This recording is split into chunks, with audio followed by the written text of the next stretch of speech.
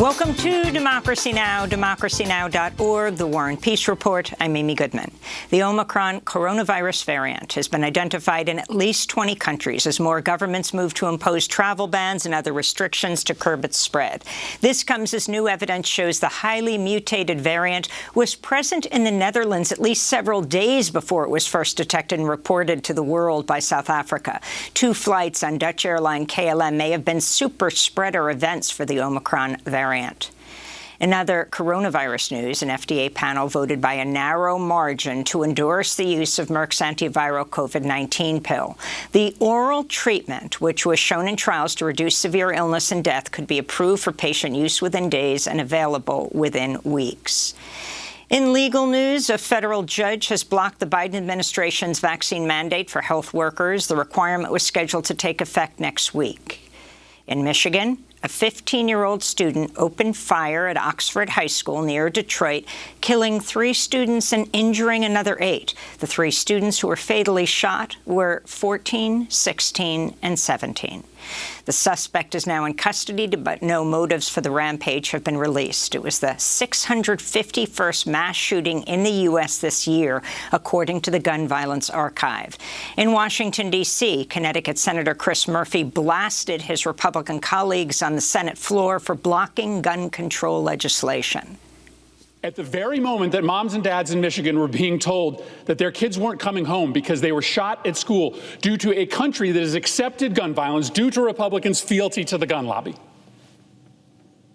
Do not lecture us about the sanctity, the importance of life, when 100 people every single day are losing their lives to guns, when kids go to school fearful that they won't return home because a classmate will turn a gun on them, when it is in our control whether this happens. The father of the 15-year-old shooter in Michigan had bought the gun he used several days before. In other gun control news, a federal court in California upheld the state's ban on high-capacity magazines Tuesday. Further challenges to the California law could see the case brought before the U.S. Supreme Court. On Tuesday, the House Select Committee investigating the January 6 Capitol insurrection questioned Georgia Secretary of State Brad Raffensperger, who then President Trump called in January, asking him to find some 11,000 votes that would put him ahead of Biden in Georgia's election tally. Raffensperger refused to help Trump overturn the results. The committee is expected to move forward today with criminal contempt proceedings against former Justice Department official Jeffrey Clark for refusing to comply with the committee's subpoena. The full House would then have to vote in favor of sending the matter to the Justice Department for criminal prosecution. Meanwhile, Mark Meadows, the former White House chief of staff under Trump, has handed over documents to the House committee and will testify before the panel.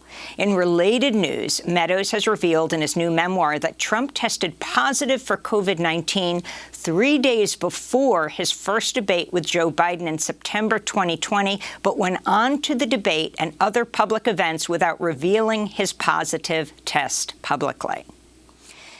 The U.S. government's revoked its designation of the Revolutionary Armed Forces of Colombia, or FARC, as a foreign terrorist organization. It's been 5 years since the FARC and the Colombian government signed a peace accord after 5 decades of conflict. U.S. Secretary of State Antony Blinken said removing the terrorist designation would facilitate U.S. support in implementing the accord. A new report published by Human Rights Watch says Taliban forces have executed or forcibly disappeared some 100 former Afghan security forces since taking over Afghanistan in August. The report documents the killings of at least 47 former members of the Afghan National Security Forces who'd surrendered or were apprehended by the Taliban between August and October in 4 provinces. At least another 53 former security force members were also killed. In a statement, Human Rights Watch said, quote, the Taliban leadership's promised amnesty has not stopped local commanders from summarily executing or disappearing former Afghan security force members. The burden is on the Taliban to prevent further killings, hold those responsible to account, and compensate the victims' families, they said. A warning to our audience, this story contains graphic descriptions of violence. In Germany, a Frankfurt court has convicted a former member of the Islamic State of committing genocide against Iraq's minority Yazidi community. Taha al-Jumaili was found guilty of crimes against humanity and war crimes and sentenced to life in prison. The case involved the killing of a 5-year-old girl who al-Jumaili bought as a slave along with her mother in 2015 in Syria. They were then taken to the Iraqi city of Fallujah. The girl died after being chained and left in the hot sun without water. The mother survived captivity and testified at the trial. The landmark trial is the first time a person has been convicted for their role in the brutal persecution carried out by the Islamic State against the Yazidi religious minority, a Kurdish-speaking group, which the UN denounced as genocide. French President Emmanuel Macron inducted American-born pioneering performer and civil rights icon Josephine Baker into the pantheon on Tuesday, considered France's highest tribute. Josephine Baker is the first Black woman and first American to receive the honor. This came on the same day that far-right xenophobic writer and pundit Eric Zemmour announced he would run for president. Zemmour has repeatedly attacked Islam, immigrants, and the left. He relied on his usual racist talking points in a video announcing his candidacy. You haven't moved out, and yet you feel like you're no longer at home. You haven't left your country, but it is as if your country has left you.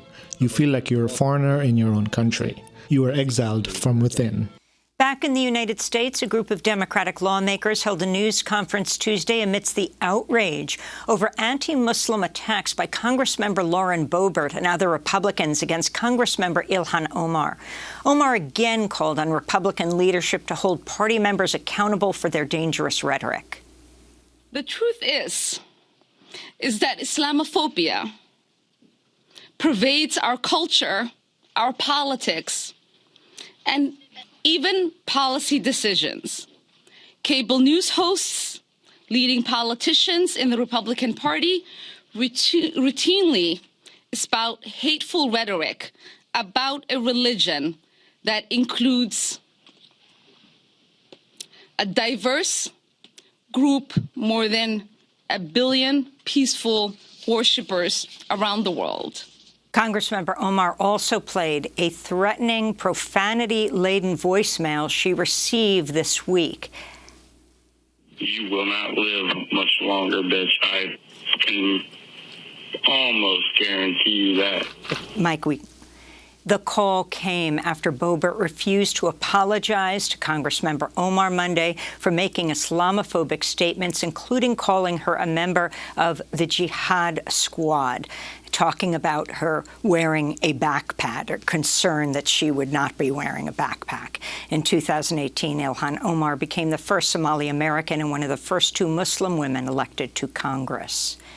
The Supreme Court's hearing arguments today in a pivotal case that could overturn the landmark 1973 Roe v. Wade ruling and the constitutionally protected right to have an abortion. The case, Dobbs v. Jackson Women's Health Organization, is a challenge to Mississippi's 15-week abortion ban.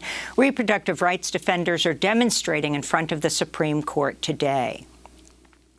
CNN has indefinitely suspended star anchor Chris Cuomo for advising his brother, disgraced former New York Governor Andrew Cuomo, on his response to mounting accusations of sexual harassment. In a statement, CNN said documents released Monday by New York Attorney General Letitia James revealed Chris Cuomo had, quote, a greater level of involvement than we previously knew, unquote.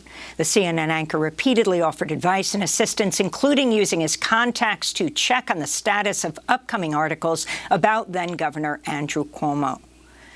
In Minnesota, jury selection began Tuesday in the manslaughter trial of white former police officer Kimberly Potter, who in April fatally shot Daunte Wright, a 20-year-old Black man and father in Brooklyn Center.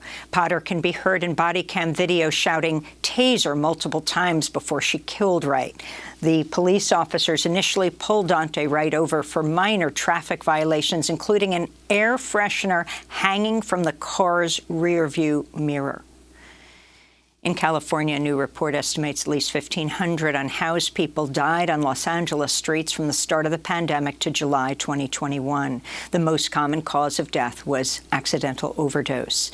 In related news in New York, city officials announced the opening of at least 2 supervised drug injection sites here in Manhattan. The locations offer clean needles, administer naloxone, an opioid reversal medication, provide medical care and drug dependency treatment options. The advocates have long fought for better and safer resources for people with addiction. The government-approved facilities are the first of their kind in the country and are aimed at fighting a rise in overdose deaths. U.S. overdose fatalities topped 100,000 over a year period ending in April, a record number. A warning to our audience, this story contains descriptions of child sexual abuse.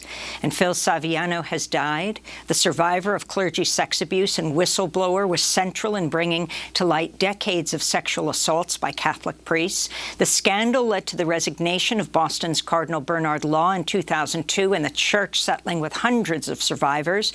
Saviano's story was featured in the 2015 Oscar-winning film Spotlight on the Boston Globe investigative team that helps expose scores of cases of priests sexually assaulting children.